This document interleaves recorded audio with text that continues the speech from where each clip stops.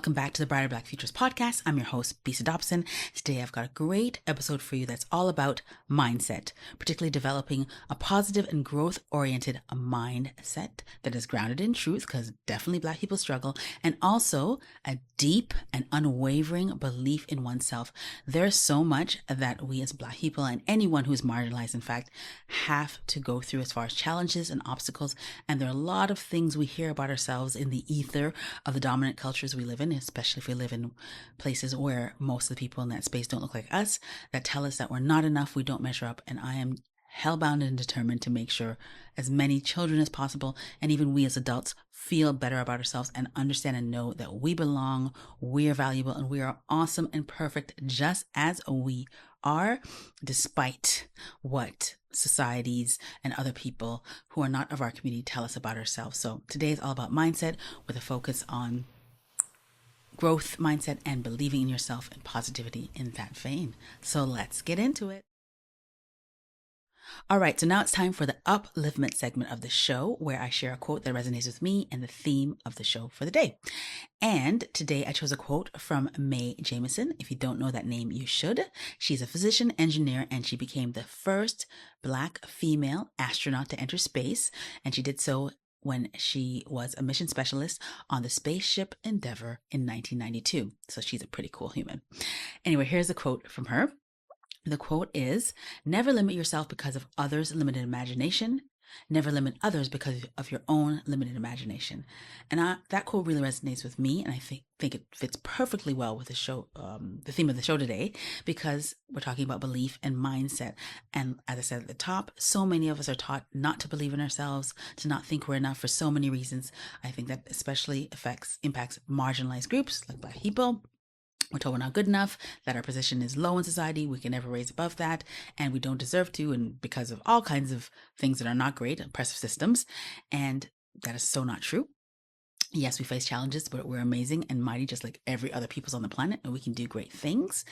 And also, I think when you really and truly believe in yourself, despite what is going on in the outside world that tells you different, you don't have to walk around trying to dim other people's light. When you know your worth and value yourself and can stand in your power, like for real, feel it in your bones, you will never be there trying to limit other people's belief in themselves or tell them that they're not good enough themselves. So I think this quote on both sides of that equation really fits perfectly. And I want to read it again so you remember it. Here it is. "Never limit yourself because of others' limited imagination. Never limit others because of your own limited imagination." That is a word. On to the next segment. And now it's time for the Black History Moment. And today what I'm going to focus on are Black historical figures that I really love because they showed up unapologetically Black everywhere they went, always had a positive or growth mindset kind of vibe as far as I'm concerned anyway, and were ride or die for Black people everywhere. So first up is Miss Toni Morrison, the late, great Miss Toni Morrison.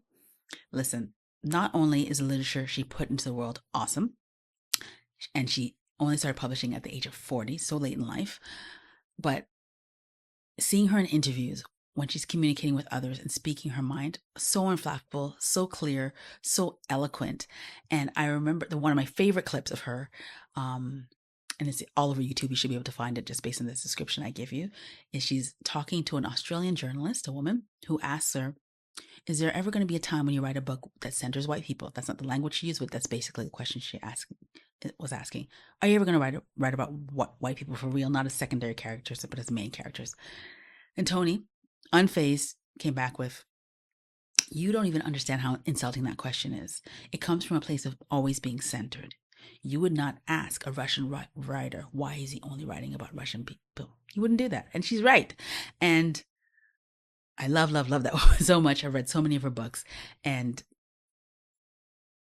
her clarity and commitment about what her work was about, who she was representing, and who she was speaking to, unmatched. So she makes my list of greats, Black historical greats for this segment today.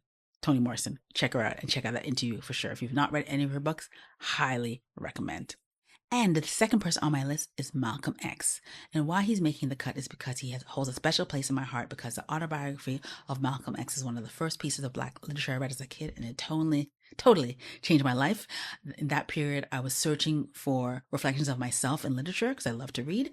And because of that, I really related to him. Our stories are entirely different. He's a man, I'm a woman, different time frames, different countries even, but it just really resonated with me just to see and hear a Black story told in such a beautiful way. And the part of the story that has stuck with me for the whole of my life is the time when he was in prison. And I would imagine if you are in prison or have been in prison, it's not a fun time. It can be demoralizing, knowing that you're stuck there for whatever, however long a time it is. And I think a lot of people, it would be easy to give up on your life, but not Malcolm. He managed to connect with somebody, I believe was a Black Muslim individual, who hipped him to reading and got him interested in learning. And then he went to the library every day and read and read and read. And by the time he came out of prison, he was the super learned man we know him to be. And the one part of that story that really sticks with me is the fact that he read the dictionary from cover to cover to learn every single word. Now, that kind of focus and drive, I think, is unmatched. I don't think most of us would do something like that. And for that reason, I really think his mindset had to be in a space of I'm going to grow and learn and move myself forward in ways that I couldn't have imagined before I got into this space in this position. And what a blessing for all of us, because he became a super duper freedom fighter and activist. And I think a lot of people critique him because he spoke a lot but didn't actually do a lot. Like he didn't do a lot of grassroots work. But nevertheless, I think his contribution to raising and elevating Black consciousness and moving towards a world where all of us can live together and be seen as equals is important and should not be disregarded in any way. So that's why he makes my list. An unapologetically Black and learned Black man who did amazing things for Black communities everywhere. The third person on my list is Ms. Maya Angelou, who passed away a few years ago. And what a force. What a force. What could we not say about Miss Maya Angelou? So all the books are written. She was an artist, a consummate artist, and such a beautiful soul and so wise. Like wise. When you think of Maya Angelou, you have to think wise. And what I want to say about her more than anything for me was her presence. Like just seeing how she moves through space. She's like, I'm occupying this whole space because I know I am valuable and worthy and awesome in all the ways. And if you can't see it, that's your business. But I'm here showing up as me. Listen. Um, if you don't know her works, you totally should. So, It Still Arises, one of her famous poems, and she, of course, was poet laureate when Obama was inaugurated into office. And I can't say enough about her, but for her, when I think of her and why I added her to this list, it's mainly about her presence and just her clear understanding of her value as a beautiful, amazing, smart, and very talented Black woman and soul. And I can't say enough about her in that regard as well. So if you don't know anything about Maya Angelou, you haven't read her works, you haven't seen her, you should watch some videos of her speaking at any age in her life, stage in her life. Amazing. And really owned who she was and took up space and valued herself as a human. And I think for that reason, she's important to know about. The next person I want to talk about is a lovely Miss Issa Rae. Now, I'm a big fan because I've watched her show Insecure and listened to some of the podcasts she's produced. And she's out here creating all kinds of beautiful Black film and television and helping other Black artists rise up by giving them roles and helping the community grow and flourish in the entertainment space. And I'm so happy for her, excited for what she's creating. There have been some critiques lately. If you know, you know. But from what mostly I know about her, she's doing great and wonderful things as far as the entertainment business, and always, always, always, always shows up unapologetically as her whole Black self in every space. And one such time that I absolutely love, I love this clip. If you want to go and find it on the internets, at the 69th Emmy Awards a few years ago, I think it was 2017, she was asked, "Hey, who are you rooting for?" by a reporter who had a mic in her face while the camera was blazing. And Issa looked at the reporter and said into the mic, I'm rooting for everybody Black. What more do I need to say? What more do I need to say?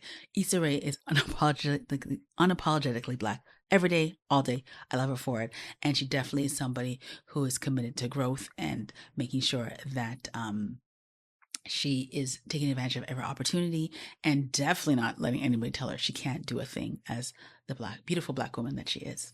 Let's get it, Issa. And the last person I want to talk about is someone I saved for the last spot because they are the best as far as I'm concerned, is Mr. James Baldwin.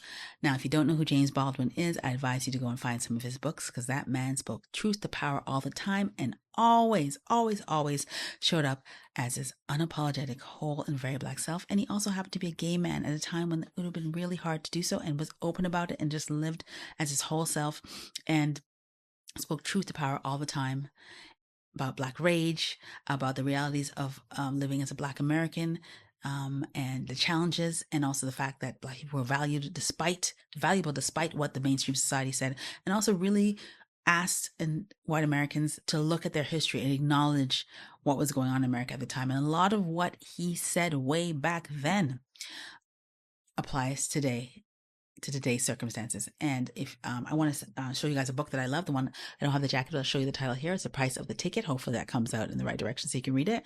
Great book. It's a big volume, as you can see, but all his essays are in there, and I really recommend this book. I mean, all his works are great, but James is top of this list for me because of his commitment to telling the truth, his commitment to being his whole self in all the spaces he occupied, and his activist work. And also, I want to tell you a little bit about a scene that I saw in the movie I'm Not Your Negro.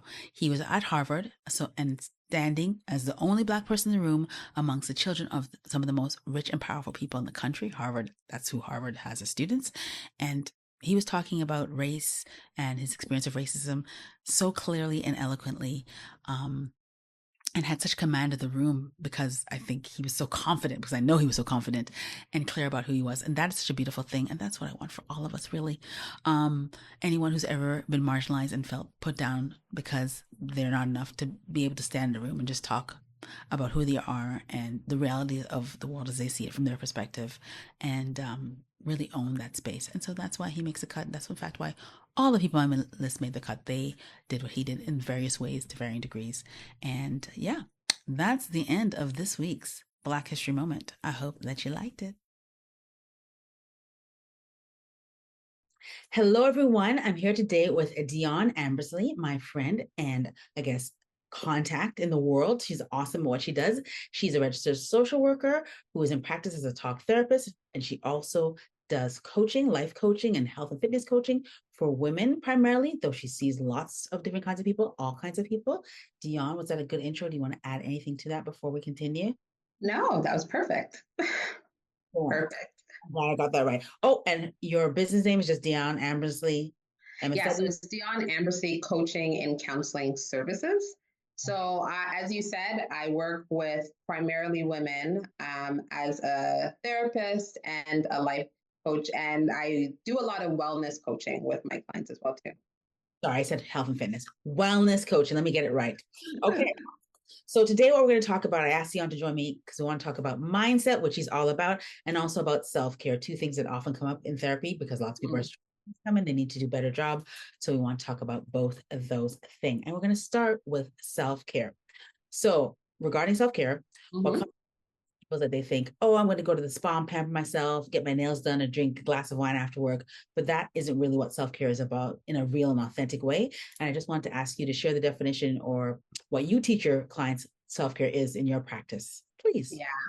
So self-care, I think right from the bat, when we start working together, one of the first, I give a lot of exercises to my clients, and one of the first exercises that I give to them is creating a self-care process, because I do think it is important that when you are going through a therapeutic process, that you actually carve out self-care time for yourself.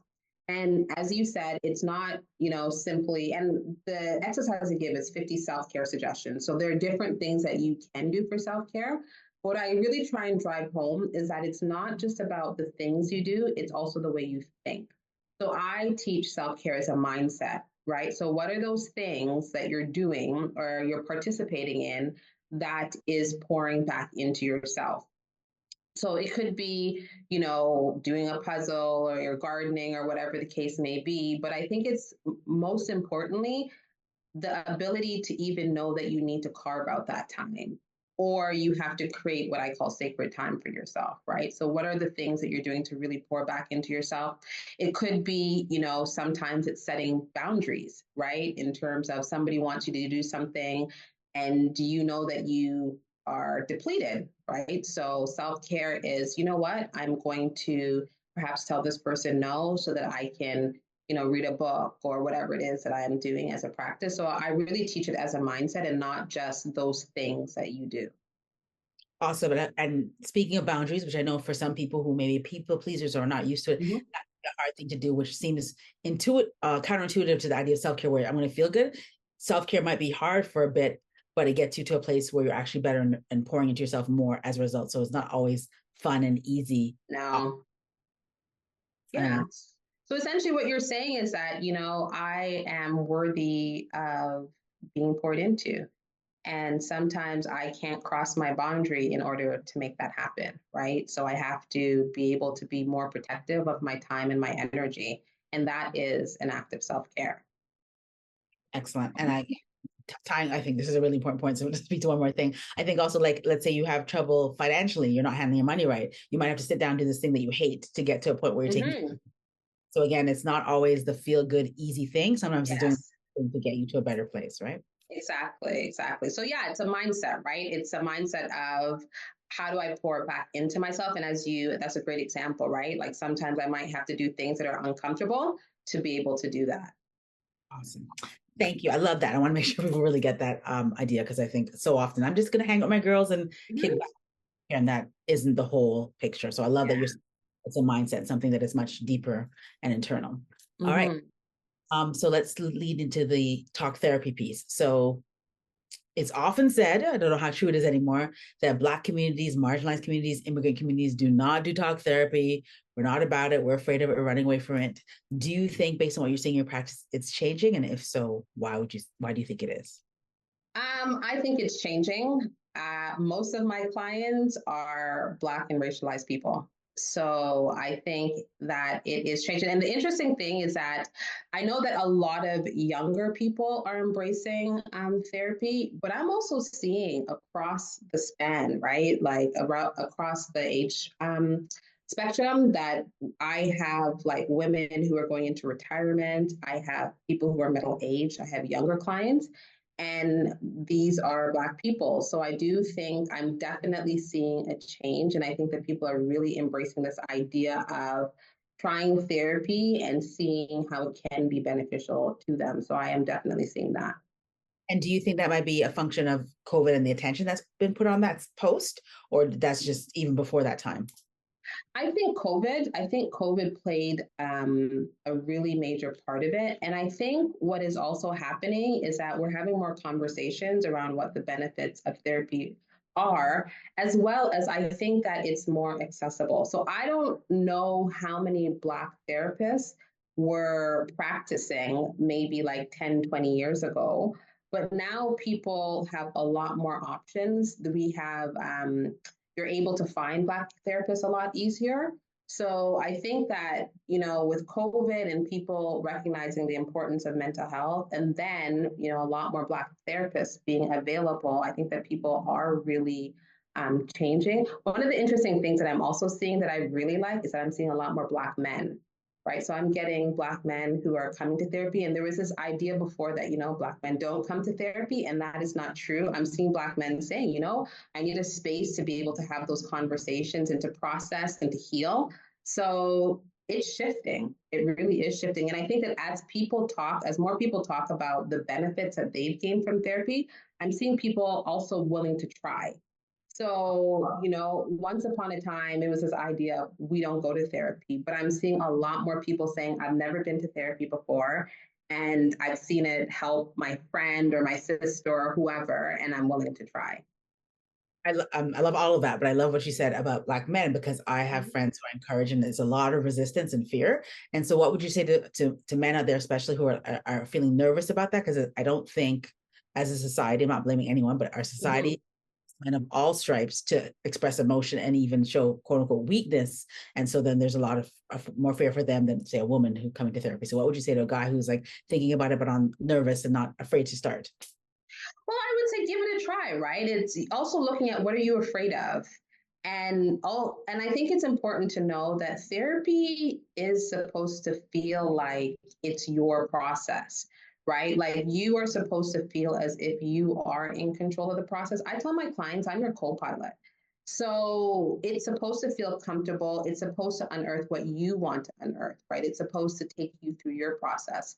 So if you talk to someone who said, you know what, give it a try, it's beneficial, right? You have to ask yourself, like, what is it that I'm afraid of? And, you know, I've tried things before and perhaps it worked out well. And if I go to a session and I don't like it, I don't have to go back, but at least give it a try, right? While we're here, another question popped up for me. So for somebody looking for a new therapist, what things would you suggest that they do or look for, or questions they should ask when they start? So there's lots of Black therapists now, lots of choice. What kind of things you should be looking for? So a lot of times people will think that, you know, it is a qualification of the therapist. And I think that that is important, but that is not the most important thing. You have to feel comfortable with whoever you are working with. So one of the things that I do is that I very rarely will see a client without having an introductory meeting. And the reason for that is that, like, let's say somebody goes into their first session and we don't click for whatever reason. It could be a number of different things, right? I don't want that person to have to go through that process and then pour money into it to find out that we don't click. So I do a consultation and it's for you to be able to ask me questions. It's for you to be able to tell me what you're looking for and what works for you. So you have to feel really comfortable with the person that you're speaking to. So if you go to someone and you don't feel very comfortable talking to them, or there's certain things that are red flags in terms of their engagement with you, then maybe that's probably not the person for you. So I would say, yes, you want to know what their qualifications are. You want to know how long they've been in practice. You want to know how their practice operates. But the most important thing is you have to feel comfortable with that person, because it will not work if you are not comfortable enough to open up to that person. And it doesn't necessarily mean that there's something wrong with the therapist. It could just mean that you don't click, right? Like not everybody that we meet we're going to click with. And I think it's the same thing in therapies, that not every therapist, they could be a good therapist, but perhaps not good for you. So look for someone that you really click with. Awesome. Thank you so much for that. I'm going to add something to that as well. I think there are therapists that are questionable. As a massage therapist, I Mm-hmm. have a lot of clients who tell me stories about they went to a therapist and suddenly the therapist flipped and they were telling them their problems. So the therapist was telling the patient problems. So if you go to somebody where those kind of things are happening, it's not a good fit. I just want to say that maybe you can't say Yeah. that. I will. And also when I was younger, and I've done a lot of therapy and I'm so glad for it. I love therapists. My therapist has been awesome. The ones I've stuck with. I went to a GP psychotherapist trying to save money. It's like, oh, I can get OHIP covered. And this is great. Mm-hmm. He's a doctor who's also a therapist. And like the first session, he's like, oh, I think you're depressed. You need drugs. And I was like, immediately no. Mm-hmm. Maybe you do need drugs for depression. That's your walk. Totally hear that. But if somebody's telling you need drugs immediately without even really knowing you, that's also, I think, a red flag. So just two things that I've heard about or experienced myself. Mm-hmm. Be really careful and just like Deon said, make sure it's a good fit and you can keep seeing different people for consults until you. Yes. It's really important. Yeah, I feel like sometimes people uh, feel they question whether or not they should be shopping around, right? So it's almost this idea of I don't want to waste people's time, but it really isn't. Like this is your investment into yourself. So just take the time and ask those questions. And if you're going to work with someone who isn't really willing to answer some of your questions, then maybe that's someone who's probably not going to be a good fit for you, right? But you have to feel comfortable with the person that you're working with. Absolutely. I think your relationship with your counselor, though it's not a traditional relationship as a friendship or a romantic relationship, it's Mm-hmm. one, you may be there for years. You have to love them. Yeah. Don't waste your money with somebody you don't like. Yeah. This is someone you're telling your deepest, darkest secrets to, right? Like you have to trust them and feel comfortable with them. So a lot of people will want to put their self-care, whether that's what the mindset issue at home, stuff at home you mentioned, or going to see a therapist. They put it on hold, back burner, because I don't have time, I'm too busy, it's not that important, I'm not that important. And I think that particularly happens with women and maybe mothers. So what would you say is to somebody out there who's saying, oh my goodness, I want to do this thing, but I just don't have the time, I can't get to it. It's not a priority right now. Well, I would say that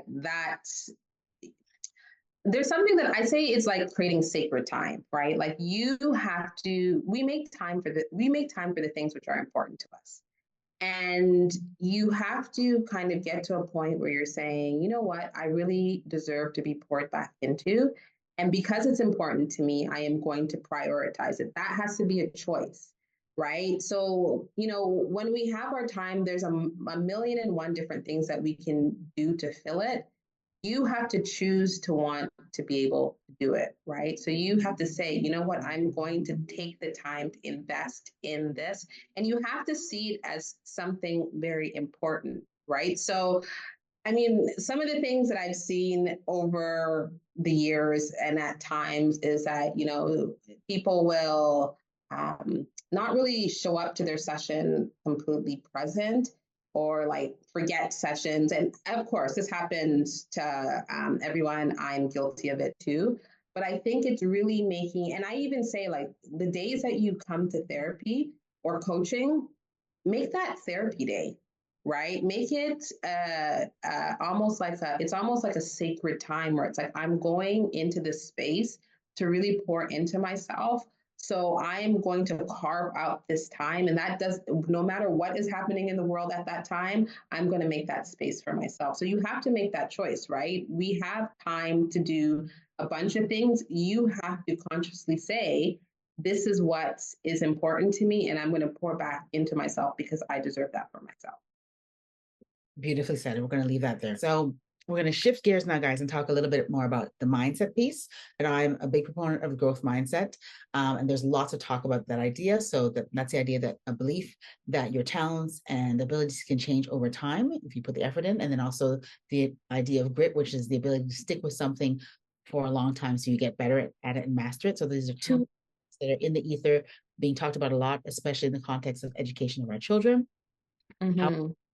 And there are people who would argue that it promotes the idea of individualism and in ways that reinforce narratives that blame victims for circumstances that are dealing with like oppressive systems. Those get put all about the victim. So what would you say to a parent, or how would you advise parents to teach kids about growth mindset and grit, like pour that into them, but also while also taking into account the oppressive systems and the challenges Mm-hmm. in the broader world? Well, I think that we're always going to face some level of adversity, right? But it's how do we get through it and what do we do to get through it? And, one of the things that I do a lot of work around is like having people to identify what their strengths are and being able to say that, you know what, like this is a strength that will help carry me forward. And there are certain things innately within me, which despite what is happening on the outside, I'm going to try and tap into so that I can continue to move forward. And it's not to minimize our experiences, but it's also to look at, okay, so despite what's happening on the outside world, this is what I can control, and this is what kind of move forward, helps me move forward. So a personal example is I remember when I was applying to my master's and I had gone to I had gone to like one of their open houses or whatnot, and they were talking about getting into the program and yada yada yada. And I was having a conversation with the woman after who was running this session, information session, and she essentially told me that, based on what I had shared with her, that I wasn't going to get into the program. So I had gone and I told my mother, and my mother was so offended. She was like, "What is for you cannot unbe for you, right?" And she was like, "Absolutely not." She's like, "You have done the work, you have done what you need to do. Why wouldn't you, right? Like, this is a subjective decision to some degree." And interestingly enough, I got into the program, right? So it was also recognizing that, to not necessarily focus on the messaging that I'm getting from the outside and being able to identify, you know what, you are capable and you have done the work. And, these are the reasons why you deserve to be there. And I think it's really, I get this whole idea about individualism, but I think it's really us being able to tap into what is also within us as well too, and also knowing what to kind of turn the volume down on. So that is where I would say like doing a lot of like confidence and self-worth work does help with that. Okay. Love that. So you seem very confident. You're a counselor yourself. I'm sure that, as with most counselors spoken to, they had counseling before, got help, and then they decided to do this role. So, what do you do regularly to pour into yourself and take care of you and make sure your mindset is where you want it to be? Oh, I've done a lot of healing stuff over the years. Some people would call me like a self-help junkie. Um, I've done silent retreats. I've worked with therapists. I've done a lot of things. Um, there isn't one particular thing. I think what I really focus on is my wellness.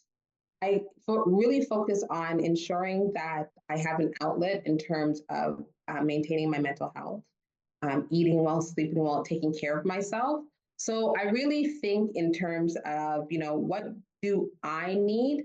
So it's almost like identifying what do I need to be at my best, and it's going to be individual and it's going to be different for each person. And I think it's kind of identifying for yourself when I'm at my best, what is happening? What am I doing? What am I doing to pour back into me? And trying to do those things on a regular basis. So it could be I'm eating well, I'm sleeping well, I'm checking in and talking through stuff, I'm getting support. And that's when I'm at my best. So those are some of the things that I've done. And it doesn't necessarily have to be these big, elaborate things, but it's like, what are those even small things that you're doing on a regular basis to make sure that you're at your best? Awesome. What drew you to this line of work? What drew me to this line of work? I think I am a natural helper, and I kind of feel like the work found me. So I had always worked in the social services, and it was just a natural progression getting into just going to do my social work degree, my master's in social work, and then different jobs, and finally, eventually starting my own practice.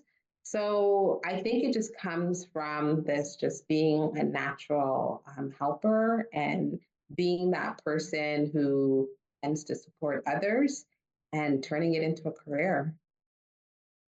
I love that. I'm a helper too. I don't know. I've never called myself a natural helper, but I do like help people, so maybe I am.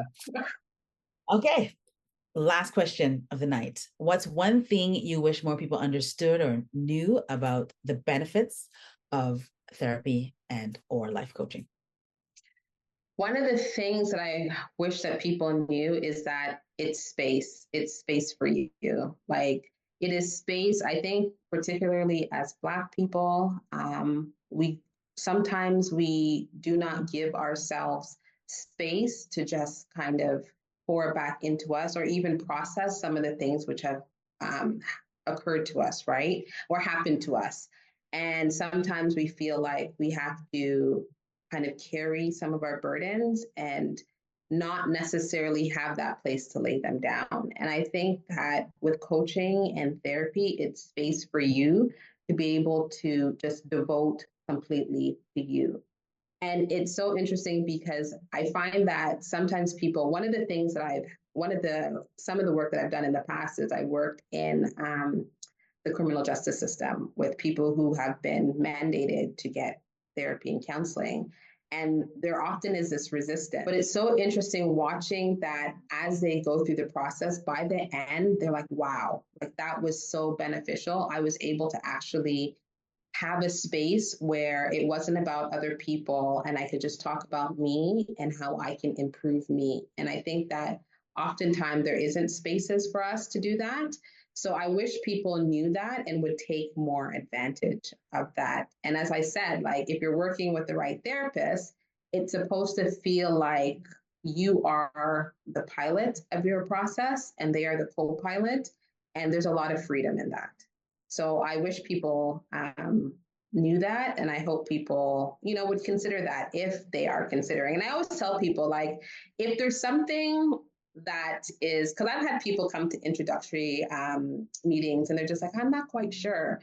And I always say to them, if there's something within you that's kind of whispering to you, try it, give it a shot, right? Like, if you don't like it, you don't have to continue, but just at least give yourself that opportunity to try the process and then see if it's for you. I love that. And I'm going to add on. I was going to add on good points. Um, I again, as a massage therapist, people talk to me for an hour about a lot of things, and I have people who say I should go to therapy, but I don't think I don't want to need the help. There's this resistance to needing help, and Mm-hmm. it's so strange. But it's in our society. You're weak if you do this thing for Yeah. lots. And what I want to say, as somebody who has done therapy for a long time and still does, once every few months now, it has totally opened me up, made my life more expansive, Mm-hmm. made me a better communicator, maybe somebody who can like process out my feelings by myself a lot. Often my friends will say, "Oh, you're doing cognitive behavioral therapy on yourself," because Mm-hmm. so like it just opens up your world. And one thing I'll also say is that if you'd met me when I was 25, Mm-hmm.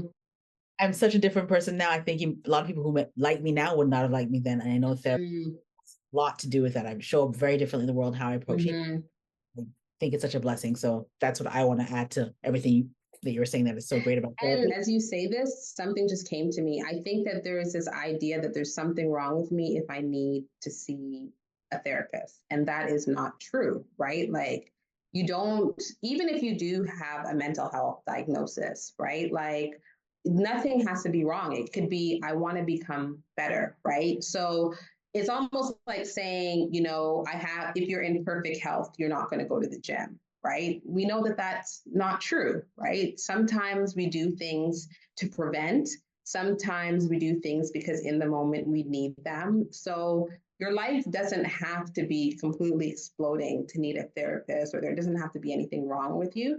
It could simply be that I need to talk these things through. I need a safe place to do it. And perhaps I don't necessarily feel that I can do it with a friend or a family member, or maybe I don't want to do it with a friend or family member. That's why it's so easy to talk to strangers, right? So, I mean, I think that just also remembering that it doesn't necessarily have to do with something is wrong with me or there's something wrong in my life. I have a lot of clients that I work with where it's that things are pretty good.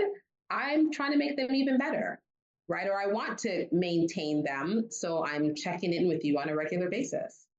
Yeah. And I think for me, a lot of my therapists, particularly in the past when I was younger, they were sounding boards that weren't part of my life, didn't judge me from other things. They just knew what I told Mm-hmm. them, the way to get through feelings and emotions or things I was working through in a way that's my friends couldn't, even if they would Mm-hmm.